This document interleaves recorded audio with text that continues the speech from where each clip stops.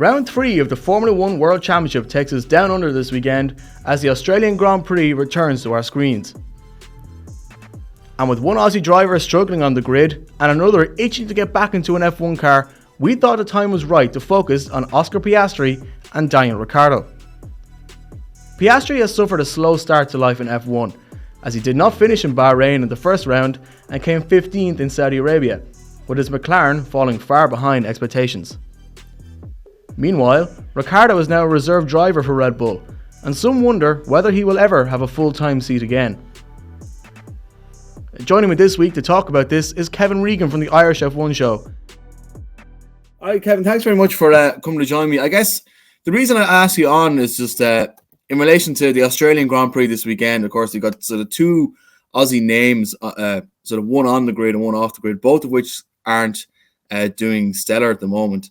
To start with Oscar Piastri, do you think that he is now regretting his move to leave the Alpine umbrella and to move to McLaren?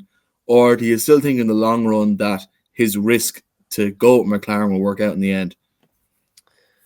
Yeah, I suppose you're trying to go inside the mind of a 20 or 21-year-old and figure out how they might think. Now, me being 31, I know I'd probably be thinking, right, in the moment, it's not the best decision I've ever made in my life, but I would be confident enough with my team around me that in time, it will turn. And you only have to go as far as Aston Martin to kind of look at that. Now, I'm just not quite sure as a 21-year-old, would you have that mindset? You're talking about a guy who's been hugely successful in coming up through the ranks, like, Formula 3, Formula 2, in consecutive years. I think only the fifth driver to do that or something along those lines anyway. And I'm not quite sure, even the way he handled the whole situation last year with the Alpine McLaren thing. I think he possibly could have been a bit more mature in how he went and took the socials with that. I mean, there was probably an element of, I don't know, sour the right term, with the sign-off in that infamous tweet. And you just wonder, I suppose, to answer your question, is he regretting it? Well, at the moment, you would say absolutely yes. But can he play the long game, I think? And I don't like to answer your question with a question, but only time will actually tell, I would say, And as a relation to his relationship with Mark Webber, do you reckon that the advice coming from Mark was to sort of to go with the punt and not stick with Alpine? And what do you reckon the advice that he might be getting from someone as experienced as that now? Yeah, well, I suppose Mark Webber needs no introduction. Mark Webber is a clever guy. You can tell by his punditry since he's stepped away from the grid or whatever. And I think even from a saving face point of view, I wouldn't think he's telling them, well, look, don't panic just yet anyway. And that would possibly even be an ego thing. All speculation, of course. I'm not quite sure. I would say with the experience head that he's had, that he would be saying, look, don't panic just yet. Give this time and it will work out. I've been in adverse situations before.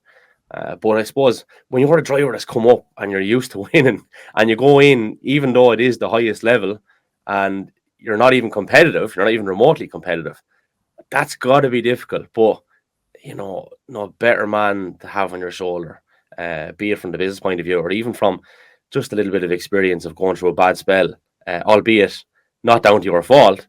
The car is just crap, plain and simple. And in relation to that, how long do you reckon it will take McLaren before they even get close to maybe having two cars finished in the top 10 or being able to qualify in Q3? Because the last couple of weeks they've been quite far off the pace. Do you reckon that they could have things fixed by round 3 or 4, or are we waiting even further in the season before they really have a chance? Yeah, I mean, you could tell even before Bahrain or whatever that all wasn't well, and they kind of recognize and own the fact that the car wasn't hectic, and kind of seem to just accept that and know that in time upgrades and different things are going to come. Now, how quickly will they come? That's a very good question. You've seen, I've used Aston Martin already, but look at the transition. Sometimes teams just take the hit and put up with it, and whatever pool resource is there, budget caps and everything, but quote unquote, they will just play the long game and take stock and maybe just go and have one eye on next year and stuff like that. But I don't think, to answer your question, that it's beyond them to be finishing inside the top 10 in a reasonable time frame. I don't know about the next couple of races, but definitely somewhere when we're heading into the mid part of the season. Who knows? I mean, it could be a case where they up the ante a little bit. And at the end of the day, you need a bit of luck too. I mean, we've seen some horrendous cars down through the years, and occasionally they seem to end up on a podium. I mean, the Williams car 2-3 years back was rubbish, and George Russell still managed to get on podium, qualified on the the first row of the grid, I should say. So you'd be very, very surprised, but they have a lot of work to do. There's no doubt about it. I mean, they haven't got a single point at the minute, and it's kind of as bad as you might have thought things were before the whole thing kicked off. I think even after these couple of races, you wouldn't have thought they wouldn't have had a constructor's point to their name, especially with the two drivers, Shane, you know? Absolutely, yeah. It's a surprise, I guess, for everybody how far back they are. I guess just to move on to the other Aussie name, Daniel Ricciardo, we can see Sergio Perez performed very well in Saudi Arabia, and even then, anytime in Red Bull that Perez is the one that seems to be performing well, or that he, I guess, values himself as good as Max Verstappen, there's some kind of friction within the team. You can tell the team is based towards being Verstappen first. Is the position of Daniel Ricciardo in Red Bull designed to keep Perez in check, or do you think that Daniel Ricciardo has had his day and he probably won't be driving in F1 again? Yeah, keeping Checo in check. It's a very good point, I suppose, and it's not something I really consider from that angle. What I would associate with Ricciardo going there is, wow, the chickens have come home to roost, because I thought it was a horrendous decision going back 5-6 years ago to actually leave Red Bull in the first place. I know at the time they had their difficulties, but Honda were obviously on the verge of coming in around that time. Renault were the supplier of the engines that were giving them trouble. And somehow he made the decision to just go to Renault. And obviously there was money involved. But if you look at his career since then, bar one or two kind of haphazard positive appearances, it's been a downward spiral. And then you see the quality of car that Red Bull actually produced over the last couple of years, and again this year. And he's got to regret that. I feel maybe now, I feel that if he hadn't have kind of kicked up a fuss, that Horner would have been quite happy to have him there. I think he possibly still could have been number 2 driver if he didn't kick up the kerfuffle, because he is a really good driver. He had a very, very poor spell, last year and the year before at times, and he visibly struggled with that. And yes, the car was nowhere near as good as maybe a Red Bull or whatever. But by the same token, he should have been getting a lot more out of it, and that's on him.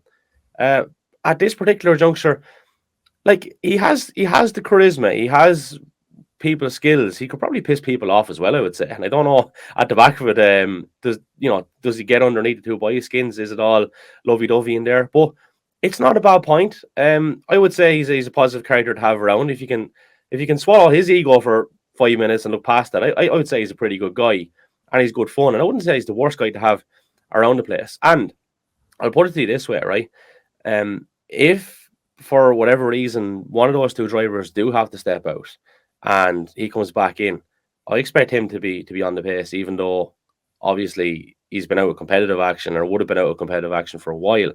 When you give someone that has that ability, that car, and a little bit of time, I think he'll be back on the pace. And I honestly would not be surprised if we did see him back in F1 again. I don't think he's a beaten docket by any stretch of the imagination, That's great. And just moving on to the Grand Prix this weekend, I guess, to sort of wrap it up quick enough, do you reckon that it'll be a Red Bull 1-2 again with Alonso coming third, as it has been the last couple of weeks, or can we expect something different? Yeah, I think the comments from Alonso recently, well, firstly, the resurgence with the quality of the car. We would have mentioned on the Irish F1 show last year, I asked the question to the guys, would Alonso still be competitive? Could he win races if he was in a Red Bull or in a competitive car? And the guy said, absolutely. And I was kind of looking at them thinking, he's over 40 years of age. Surely the reflexes and everything. Yes, the driving skill is there, but will you go for a gap that, you may have went for, say, 10 years ago? Are you as brave? Because you see that with Max and the age profile. He'll go for a gap even when it's not there. That's just in his psyche. And that's been answered emphatically in the couple of races so far from Alonso. And he's drawn comparisons himself to the year Braun came in 2009 when, they obviously took the whole thing by storm with Button and that. And it's actually a very tangible comparison to make. Now, is there a situation there where Alonso could be world champion this year? I'm not so sure.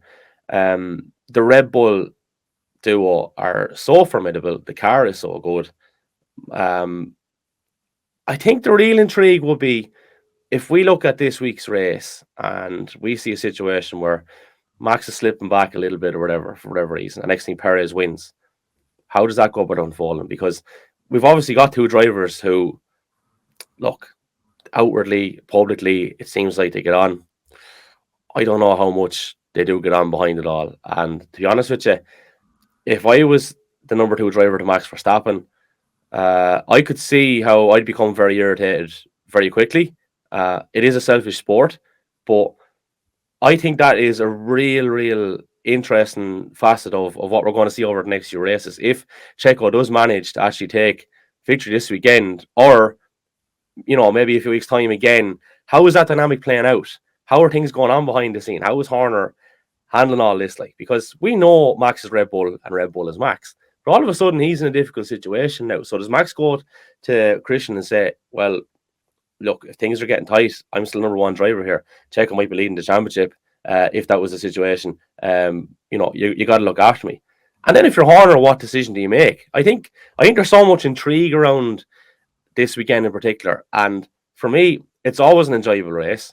I know it's been some time since it's been the first race at the calendar, but traditionally, I'm old school, I suppose. When it was the first race, there was always that element of excitement. And even though it's now a couple of races in, I think there's still that element of excitement. And I always think it offers up something really special.